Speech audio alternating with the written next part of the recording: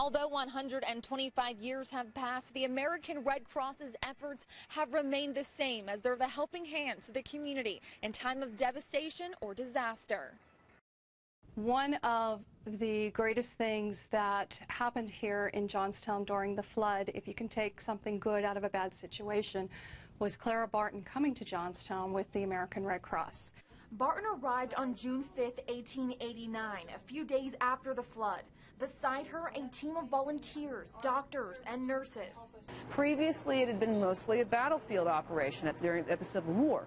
And she comes to town, she's looking to establish her organization as a disaster relief organization. She came to Johnstown specifically to provide aid and comfort to the residents of Johnstown who were affected by the Johnstown flood. She was not young when she came to Johnstown. She was in her 60s, and she was a woman.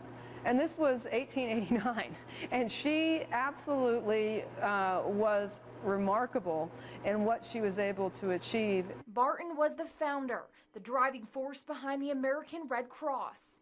And how insistent that she was going to get the job done, and she was going to get these services and get the people in Johnstown back on their feet. Ever since her visit, it has been prominent in Cambria County. Books, articles documenting relief efforts and services from years ago when the Johnstown chapter started. Really the first major relief effort for providing aid and comfort throughout World War I and II, when the Spanish influenza hit the area, for mine disasters, even working alongside military personnel to provide communications among soldiers and their families. And that's the same thing that we do in 2014 for disaster relief.